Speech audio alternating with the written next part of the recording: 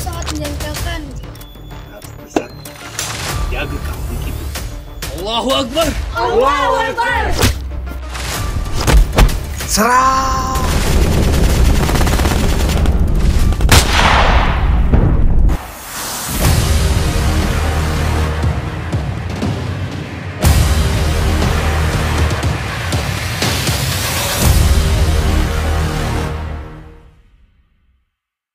Sultan Adam wafat pada tahun 1857. Dalam surat wasiatnya, Sultan Adam menunjuk cucunya yang bernama Pangeran Hidayatullah. Tetapi, Belanda mencalonkan cucunya yang lain, yang bernama Pangeran Tamjidillah. Rakyat dan para petinggi kerajaan tidak setuju, karena itu tidak sesuai dengan surat wasiat Sultan Adam. Serta mereka percaya, jikalau mereka melanggar wasiat, maka akan terkena kutukan. Selain itu, Belanda terlalu ikut campur dalam pergantian tahta. Di sisi lain, Letnan Antasari mendekatlah kembali. Iya, yang mulia. Letnan, ini tombak kali belah dan keris singkir ikan jaga baik-baik. Ampun beribu ampun Paduka Yang Mulia. Tidak berlebihkah ulun dianugerahi dua bilah pusaka kerajaan ini? Ikam ni orang nang aku anggap baik. Juang parakuan rakyat, maka pantas benar ikam memegang kedua pusaka ini. Terima kasih Paduka. Insya Allah ulun jaga amanah sampian.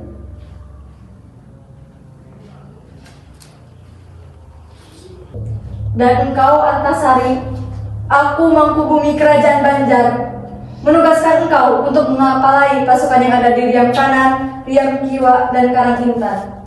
Jua, pada hari ini, aku akan memberi gelar ikam Adipati Mangku Negara. Terima kasih Tuan.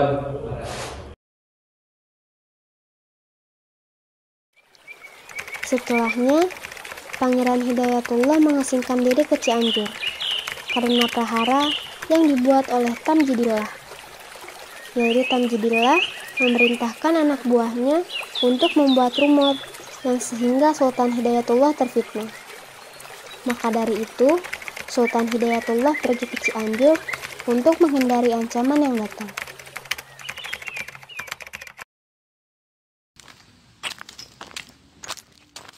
Saking sangitnya orang Belanda dengan orang Banjar, mereka berkata seperti ini. Desasti Pudebina im simpati karakteristik. Kamu tahu artinya? Orang Banjar itu sangat menjengkelkan. Mereka tidak pernah mau diajak bekerja sama dengan orang Belanda. Itulah Belanda. Saking sangitnya mereka dengan kita ini.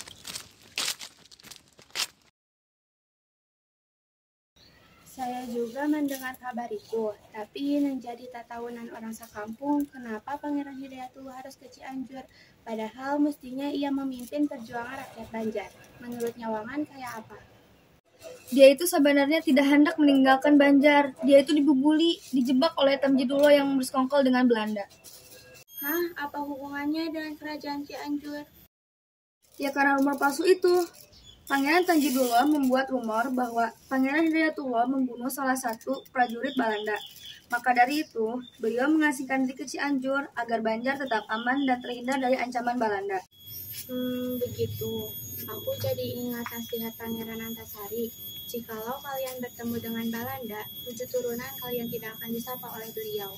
Mungkin ini yang dimaksud oleh Pangeran Antasari, bahwa Belanda tidak sepenuhnya baik kepada kerajaan kita. Makanya kita jangan berkawan dengan Belanda, jujur tidak?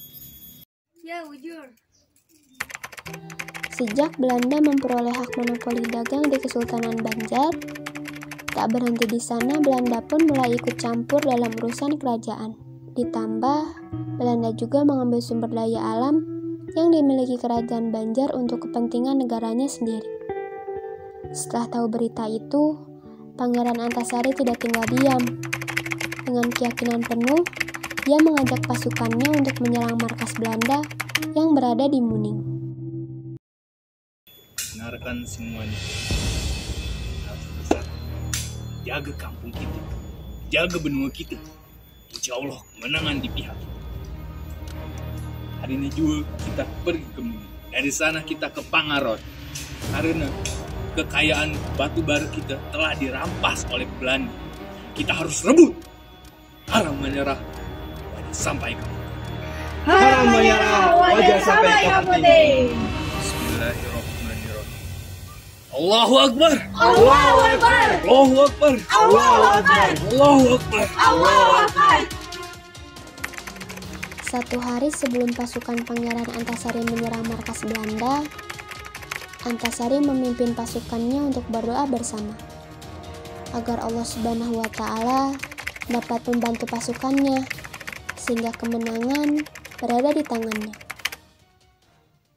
Saya setuju. Kita akan menyerang markas Belanda. Sebelum kita menyerang markas Belanda, kita berdoa terlebih. Mudah-mudahan dari Allah Allah Subhanahu wa Ta'ala. Kedua, mari kita berdoa bersama.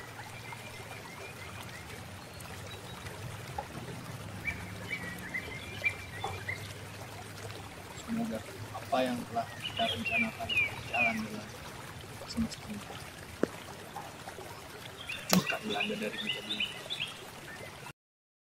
Kita akan melakukan penyerang ini dengan secara matang. Kita akan menggunakan strategi yang telah kita buat. Matapura, Riam kanan, lawan Riam Kiwa. Ulun yang akan mengatasinya. Kamu dan Lehman mengatasinya lewat barat. Lewati hutan yang ada di sana. Sergaplah melalui rawa-rawa yang ada di sana. Pakai kekuatan itu untuk menunjukkan bakat-bakat kalian. Kita sergap Belanda. Dengan strategi ini, insya Allah kemenangan ada di pihak kita.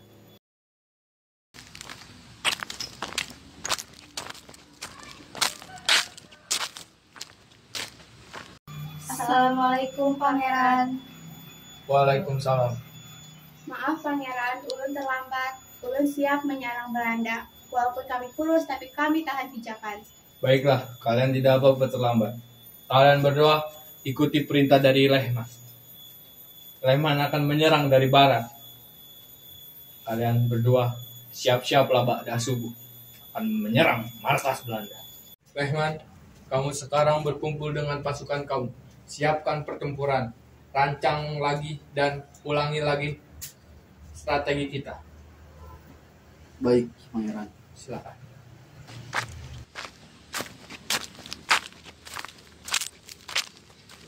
Kanda Lehman, Haji Isa lawan Mukaram perlu kita perakirakan jua.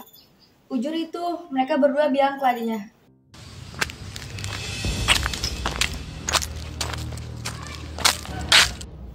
Ikam nih orang yang tidak pernah mau bergabung dengan Belanda. Apa untungnya? Aku nih tak perlu kekayaan. Kau juga haji. Tak malu kau dengan gelar hajimu? Jangan banyak bicara, lawan kami.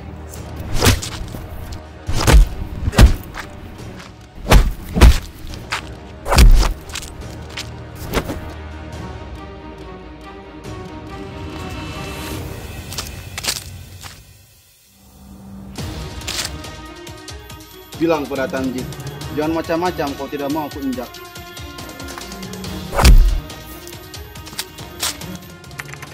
Di hari yang sama, tepat pada tanggal 29 April 1859, yang dipimpin langsung oleh Pangeran Antasari dengan slogan "Haram menyerah wajah sampai kaputing".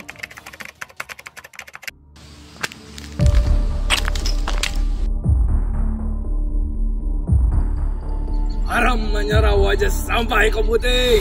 Haram menyerah wajah sampai kaputing. Perang.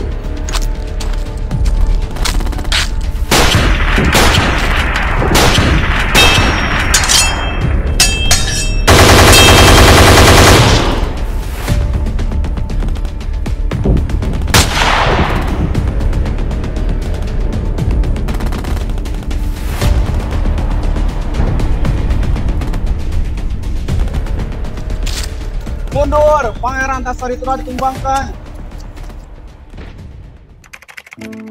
Peperangan pun terjadi dengan sengit, namun pada akhirnya pasukan Pangeran Antasari dipukul mundur oleh pasukan Belanda. Setelah pertarungan pasukan Pangeran Antasari dan Belanda, Belanda masih berusaha menguasai Banjar dengan berusaha menyerang dan menangkap Pangeran Antasari. Serangannya berhasil, akan tetapi penangkapannya selalu gagal.